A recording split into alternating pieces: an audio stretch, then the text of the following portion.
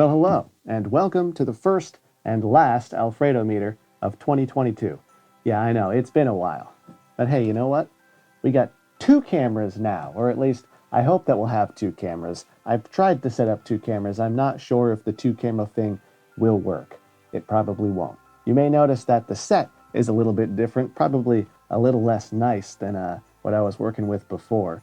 But hey, you know what? I'll get into that later. I just spent like an hour trying to get the fucking lighting right in here. Very difficult to get all the little fuzzies off of this door here. There were so many fuzzies on this. What I did was I just put this dark blanket over it, and now there's still fuzzies there, but you can't see them because it's too dark. Anyway, the Alfredo I've got for our Christmas special is the Boston Market Chicken Fettuccine Alfredo. I picked this one up at Market Basket. Now, I've never been to Market Basket before, but ever since I've moved, this is the closest grocery store to me. And I thought at first, oh, this is kind of interesting. They've got like a 1950s vibe going on. That was kind of cool. It was cool for like the first couple of times. Then I realized there's way too many people that shop there. Like, it is absolutely obnoxious. And they have these huge carts. You can't do anything. It's so annoying. But it's the closest grocery store to me, so I got a deal. I think this one ran me about $3. That's what it was. Looks pretty basic, but it does look like a lot, doesn't it? 24 grams of protein. It's a little heavy. It's a little hefty.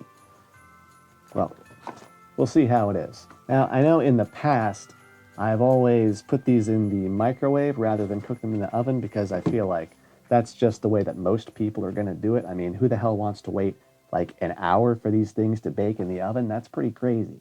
However, I don't have a microwave, so oven it is. I'll see you in an hour. Here, before I put it in the oven, here's our frozen first look. As you can see, a lot of the sauce has sort of ended up in a pile over here. Whoa, what a bake!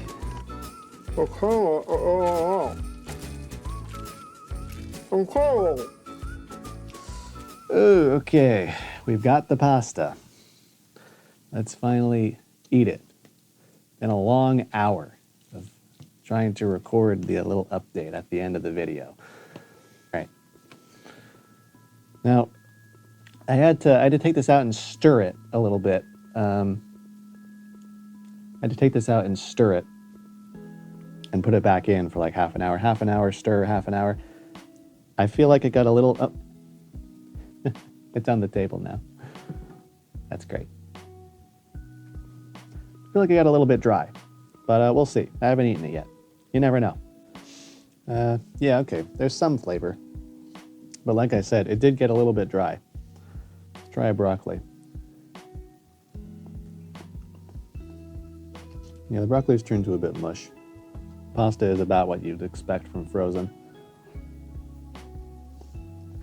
Sort of soggy.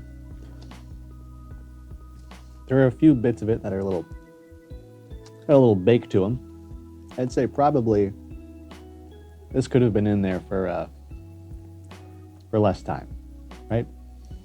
Could have been in there for a little less time. Let's try a chicken.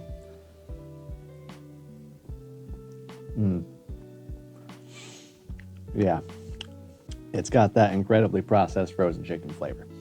I'm not a huge fan of that. There's something about it that just tastes very artificial. The chicken, that is. What the hell is that? Oh, I think it's a really baked piece of pasta. I think too long. Too long it's been in there. So we got to dock points for bad instructions. My other problem is, well, it's really just a sort of general problem with broccoli. The flavor kind of just permeates everything. I don't really want the broccoli flavor to be front and center. You know what I mean? It's an Alfredo. It's a chicken fettuccine Alfredo. Broccoli isn't even in the name. It should really be a sideshow. It should be a compliment, something to help. Something to break up the savory flavor of the dish. But that's not what usually happens, and that's not what's happened here. You've got to take the chicken with something else. You can't just go grabbing this chicken willy-nilly. I think I'll finish it, though. I might as well. I kind of don't want to finish the chicken. I might put a few of the chickens aside. They're really just not doing it. They're really just not doing it at all. I don't know if they put something in the chicken in these frozen dishes to like enhance the flavor or something, but it's very noticeable that they've done something to it. Maybe it's the preservative. I don't know, but it has something done to it. I'll finish the pasta and the broccoli. They're not offensive enough to leave. Hold on.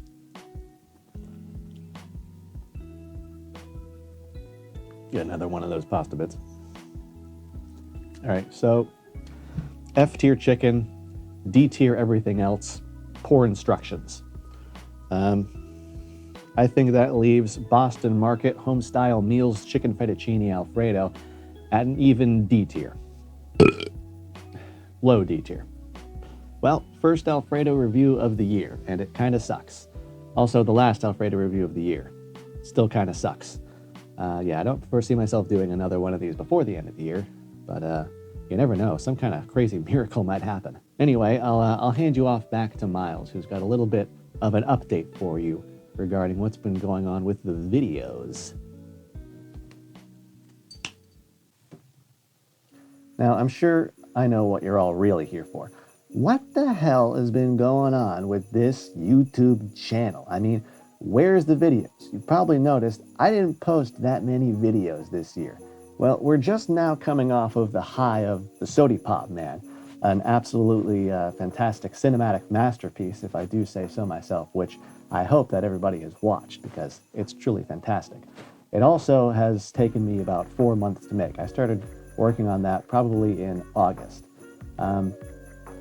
But there was a distinct lack of videos before that. There was one video early on, which was a banger, and a second video after that that was also a banger. But there was a very large dead section of the year. And in particular, there haven't been any Alfredo-meters at all until today. Well, as you may have noticed, at the start of the year, I had to move.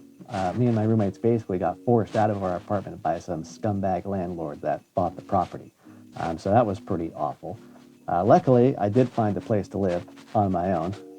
Look around you, here it is. In general, though, that first part of the year was not really great for me. My dog also died right around there, right after I had just moved in here, so there was a pretty large slump that was happening. Basically, what happened was I decided to not really focus on the video content because it took a lot more energy than I had to give for it. However, I was working on something. For that middle part of the year, I was basically writing up a campaign module for Pathfinder. It's a segment of a campaign that I had run in the past, basically a very big, long dungeon of sorts. I'll put that up. You can get a nice little first look on that now. I basically had to go back and rewrite everything to be sort of intelligible for somebody who's trying to run it rather than just bare bones notes that I made. So that took a while, and then I had to basically take everything and I tried to set up a format for it to actually be a book that I can publish, which I've gotten pretty far on.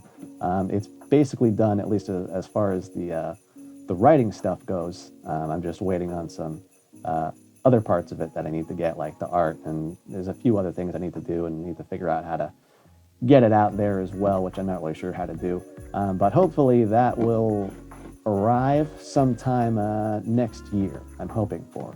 I was thinking that it would probably be out this year, but I guess not. And after that, I think that was when I started to get the idea for working on the Sody Pop Man. Of course, the Sody Pop Man was an idea that I have had for probably over a year. I forget exactly when, but I came up with it a while ago in concept. Obviously, I didn't work on it at all, but I think back in August, I started to actually write a script for it, so that way I could try and do something with it, because I wanted to do something, because I haven't done anything like the whole year, in terms of videos at least. That ended up turning into a rather large production that took me about 4 months to finish. And you can see I just put that out, I think, probably 2 weeks ago now. And it is a banger. I mean, just look at those viewership numbers. They speak for themselves. I don't know what else to tell you. But what I really wanted to do was get out one little Alfred-o-Meter, and I thought, what better time to do that than just have a nice little Christmas special at the end of the year. Very cool, very calm, very relaxing, very low stakes. This is Celeste, by the way, and this one back here, that's 12-inch Celeste. Very rare quality, very rare find. They're excellent bears. But Miles, you're saying, I love the Alfred-o-Meter, and I want to see more of it. When will I be able to do that? I just can't get enough of that delicious, creamy, cheesy, pasta-loving content. Well, I will say I have plans. They're very rough plans. They're very conceptual plans. But my idea is that I want to do a full season 2 of the Alfred-o-Meter in 2023.